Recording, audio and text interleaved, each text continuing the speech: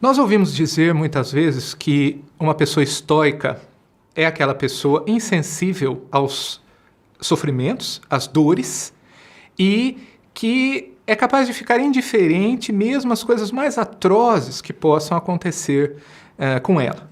Então, isso virou quase que um sentido cotidiano, um sentido vulgar de ser estoico. Você tem a impassibilidade ou a tranquilidade de um estoico. Muito bem.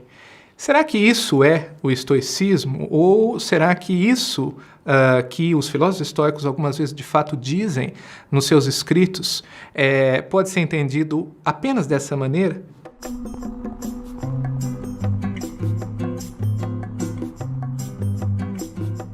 Muito bem, se nós formos interrogar também os textos dos filósofos estoicos, nós vamos entender o seguinte, que o estoicismo ele é uma doutrina muito mais ampla do que isso. É uma doutrina que tem aspectos então, antropológicos e cosmológicos que estão integrados a essas observações que os filósofos estoicos fazem. O que é, então, de fato, o estoicismo? Ora, uma das máximas estoicas é a seguinte: viver segundo a natureza. Bem, como nós podemos entender essa frase? Para os estoicos, o mundo é um grande sistema. Ele é composto de relações causais necessárias.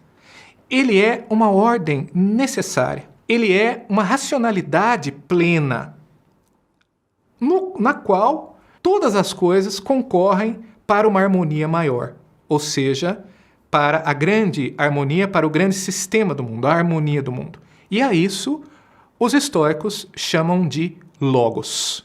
Ou seja, o mundo é um grande logos. Também, muitas vezes, o mundo vai ser compreendido também, vai ser chamado de physis, de natureza, ou mesmo de Deus. Deus, para os estoicos, é esta própria natureza regida por relações necessárias. Então, cabe ao filósofo perceber isso e harmonizar-se com esta harmonia universal. Então, primeira coisa, o mundo é harmônico e aquilo que nós chamamos de mal, porque muitas vezes os estoicos perguntam, afinal, será que nós podemos ser felizes nessa vida, já que tantos males nos assolam? A resposta estoica será sim. Para o sábio é possível a felicidade. Entretanto, é necessário que ele saiba dirigir a sua vida de acordo com a natureza. E dirigir a sua vida de acordo com a natureza é justamente adequá-la a isso que os estoicos chamam de providência também. O que é a providência? Não é uma providência pessoal, como será depois o caso no cristianismo, em que haverá uma providência que cuida amorosamente e misericordiosamente das pessoas individualmente. Para os estoicos, essa providência é a própria ordem necessária, objetiva da natureza. E não há nada que nós possamos fazer para modificá-la. Cabe a nós, então, criar uma harmonia em nós, na nossa alma, que reproduza essa harmonia do cosmos.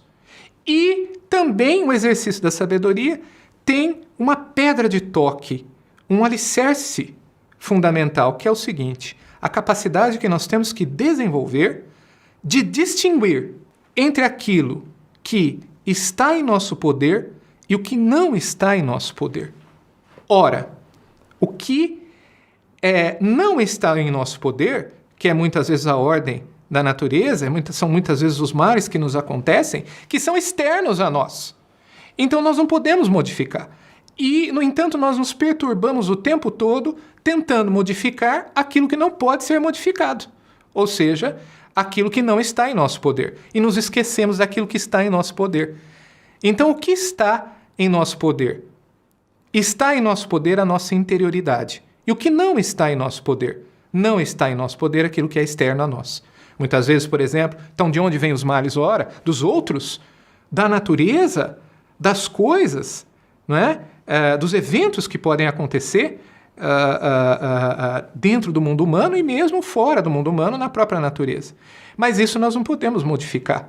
Nós não podemos, por exemplo, controlar o outro, o amor do outro ou a amizade do outro. Muitas vezes nós, por exemplo, somos traídos ou somos abandonados ou perdemos a confiança em alguém ou alguém faz uma grande maldade conosco.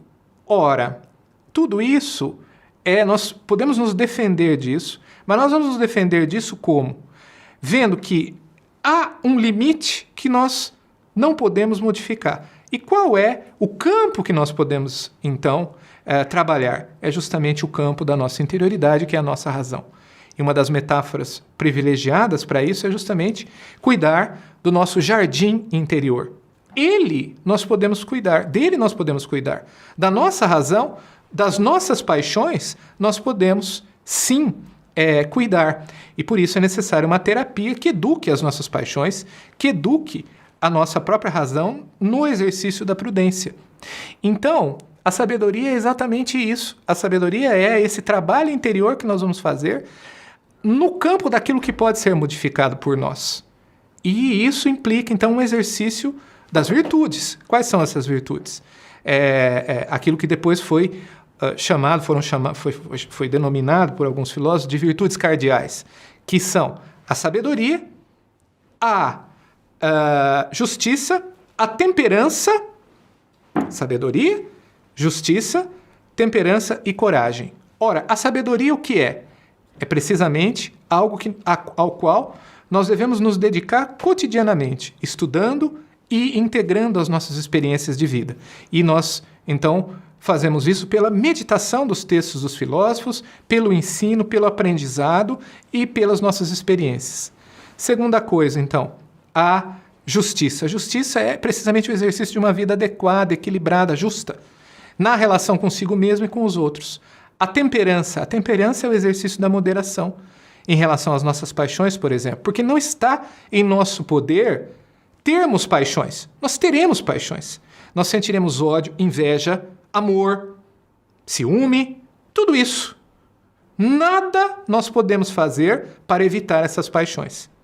Algumas vezes nós queremos matar todo mundo, outras vezes nós queremos amar, não é? Essa flutuação de paixões, isso é algo que nos assola, nós não podemos fazer nada com isso, mas nós podemos trabalhar a nossa reação sobre isso. Então, não está em nosso poder os eventos que acontecem, nem as paixões, mas está em nosso poder a reflexão que eu tenho sobre as paixões, como eu obedeço a essas paixões. Então, se eu sinto ódio, não está em meu poder sentir ódio, mas está em meu poder o modo como eu vou reagir a esse ódio, certo? Então, entre agredir uma pessoa ou me entregar à ira numa determinada situação, a ira que é uma paixão terrível que nos assola, ela é como fogo, né? Como vai dizer o Sêneca no seu tratado maravilhoso sobre a ira. Então, nós não podemos deixar de sentir isso, mas nós podemos tratar, cuidar, fazer a terapia dessa paixão. Então, muitos conselhos são dados pelo Sêneca nesse tratado sobre a ira, que tem uma tradução em português, e que nós podemos recomendar vivamente que nós possamos meditar sobre esse texto, por exemplo. É um texto maravilhoso, estoico. Então, nós podemos cuidar das paixões. Uma coisa é eu ter vontade de agredir uma pessoa, outra coisa é eu de fato agredir, né? E progressivamente, com o cuidado das paixões, eu vou deixando de ter essa vontade. E a minha paixão vai se substituindo por um outro tipo de sentimento, uma outra disposição para com os outros. Ora, isso está no campo da temperança. E a coragem? Muito bem, muitas vezes a coragem não é só a virtude do guerreiro, mas a coragem é a fortaleza que nós temos ao longo da vida. Então, muitas vezes, Sêneca mesmo vai dizer, é necessário ter coragem para viver. O ato de levantar-se da cama e ir trabalhar, por exemplo, muitas vezes exige uma enorme fortaleza. Estudar, trabalhar, fazer cumprir as nossas obrigações, etc. Tudo isso precisa de coragem e de fortaleza, porque isso demanda constância e determinação do nosso caráter. Sem coragem, nós não fazemos nada. Então, por isso que ela é uma virtude também cardeal. Então, é necessário saber que é preciso ter coragem de viver. Muito bem. Então, todo esse conjunto de virtudes que nós temos que trabalhar cotidianamente, nós não vamos ganhá-la de um dia para o outro, não. Isso é resultado de um trabalho árduo, contínuo, que dura a vida toda. E uma terapia que dura a vida toda. A terapia filosófica é justamente essa terapia para com as paixões e o exercício da minha sabedoria de vida. E com isso nós vamos atingir aquilo que os estoicos chamam, outro conceito essencial no estoicismo, de ataraxia, que é o que muitos traduzem como tranquilidade da alma. O que significa isso? Significa justamente essa obtenção de um estado de tranquilidade interior, de modo que eu saiba, então, discernir constantemente aquilo que não está em meu poder daquilo que está em meu poder, e eu saiba não me deixar arrastar pela ira, pelas coisas que acontecem, mas resolver as coisas com tranquilidade e exercer a sabedoria. E esse, para os estoicos, é o caminho da felicidade. Gostou desse vídeo? Então aproveite, porque tem muita coisa boa te esperando aqui. Inscreva-se!